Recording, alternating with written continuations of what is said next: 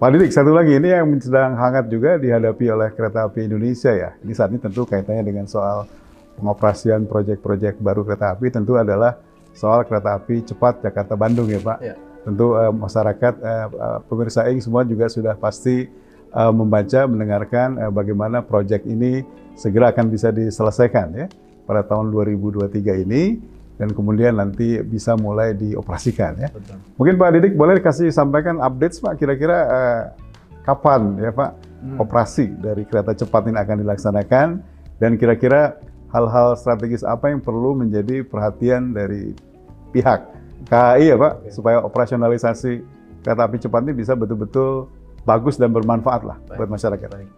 Jadi Pak Toto, progres daripada kereta cepat ini sudah 90% lebih. Ya. Nah, 15% terakhir Pak, itu merupakan 15% yang tersulit ya. Jadi dalam setiap kali proyek infrastruktur seperti itu.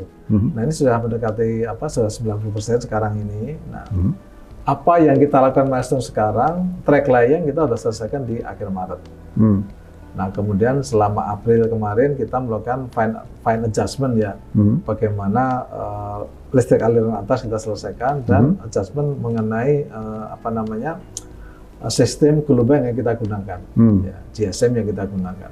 Nah ini seharusnya nih awal Mei kita sudah mulai melakukan testing commissioning ya. Nah kita sekarang dalam tahap evaluasi final ya, untuk melakukan testing commissioning nanti sekitar pertengahan Mei. Pertengahan Mei.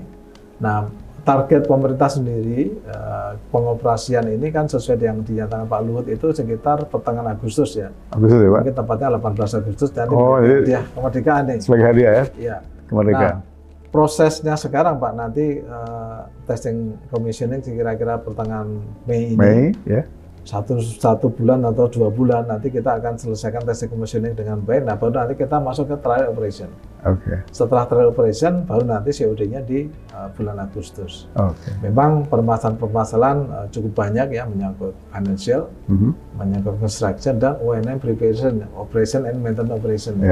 Jadi nanti dalam pengoperasiannya kita bekerjasama dengan China Railway Beijing, yang akan konsorsium dan kereta api. Nah, pengoperasian memang nanti akan melibatkan tenaga-tenaga dari China, Pak, karena memang mereka yang di tahap awal ya, Pak ya. Tahap awal. Namun kira-kira dalam waktu 1 tahun nanti kita akan mengambil alih transisi. Jadi transfer knowledge-nya dikasih batas waktu nih. Betul. Setahun saja sudah harus bisa di take over. Betul. Nanti setahun kita akan lakukan evaluasi menyeluruh ya. Baru nanti kita akan berdasarkan evaluasi itu harapannya nanti selanjutnya dioperasikan oleh putra-putra Indonesia. Nah, kereta api cepat ini kan membawa teknologi tinggi ya Pak.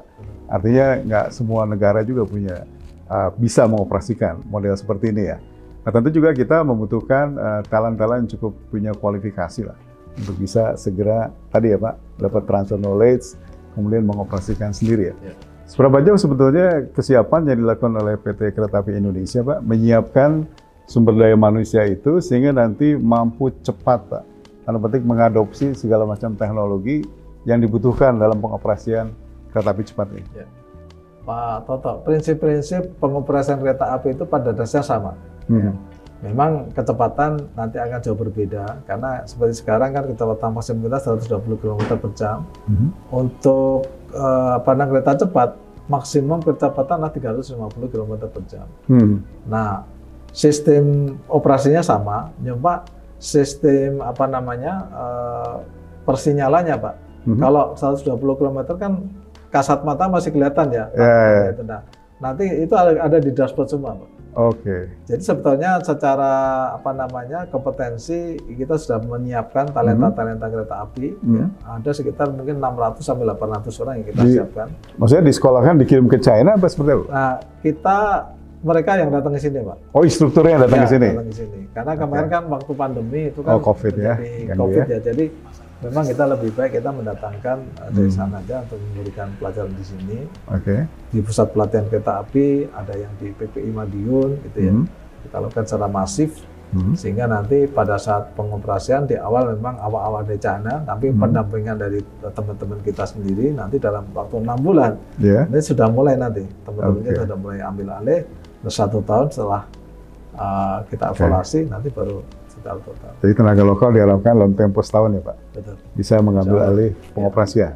Lebih cepat ya, mudah-mudahan nanti bisa realize ya Pak. Nah ini dalam kaitan ini juga Pak, tentu kan ini banyak hal yang dipertanyakan oleh masyarakat ya. Misalnya Pak, kalau mau ditanyakan berapa sih Pak nanti tarif yang akan dikenakan nih untuk kita bisa naik kereta api cepat Jakarta sampai Bandung ya. Kalau salah kan nanti akan ada 4 stasiun ya Pak, dari Halim sampai nanti stasiun akhir di Gede Bage di Bandung ya. Itu pentarifan dan segala macam seperti apa Pak? Jadi Pak Toto pada saat awal nanti kita tidak ada stasiun antara, jadi nanti dari Halim langsung ke Padalarang. Oh langsung Pak, sure gitu ya? Nah, memang Kerawang ini kita akan segera selesaikan, jadi nanti berhenti hanya di Kerawang, terus langsung ke Padalarang. Di Padalarang nanti ada feeder ke Bandung. Oke. Nah tarif sendiri Pak Toto ya untuk Halim ke Padalarang itu kan kira-kira 142 kilo ya, dengan waktu tempuh kira-kira 38 menit. Kira-kira nanti tarifnya sekitar 250.000. Dan ini sebetulnya kalau Jadi itu maksudnya itu single tarif aja Pak? single tarif. Oke. Ya. Jadi nanti apa namanya kereta Gopar itu Pak, sekarang yang eksekutif juga 250. Oh oke, jadi kira-kira harganya mendekati ya? Betul. Oke. Gopar, ya. Pak itu kalau nggak salah bukannya stasiun ujung di Bandungnya di sekitar Gede Bage ya Pak?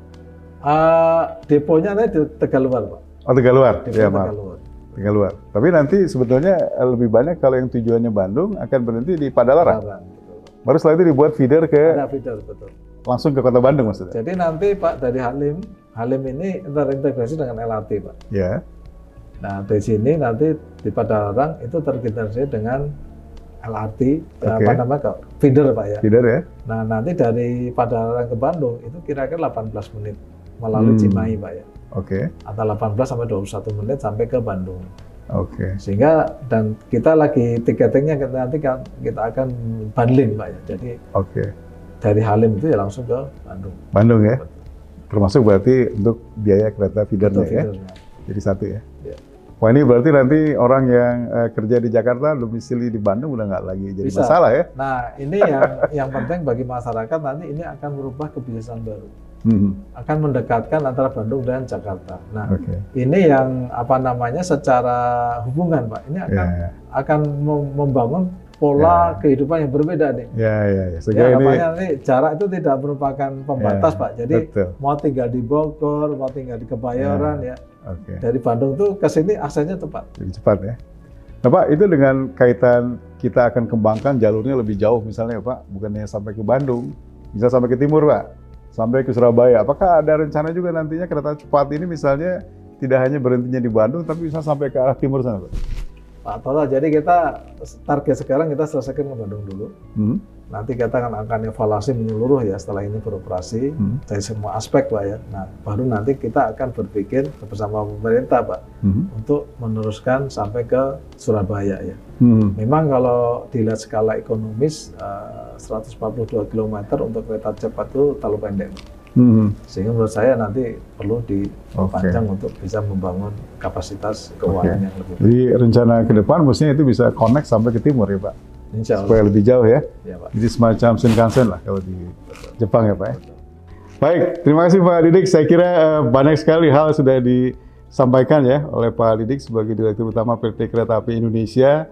Bagaimana beliau menghandle ya masalah-masalah yang ada di Kereta Api Indonesia, baik pada situasi krisis karena COVID ya, kemudian bagaimana proses recovery bisa dijalankan dengan cepat, dan kemudian sekarang bagaimana kereta api menghadapi era baru ya, di mana kemudian nanti akan mulai mengoperasikan beberapa moda kereta api baru ya, baik misalnya untuk LRT ya, maupun juga kereta cepat Jakarta dan Bandung ya.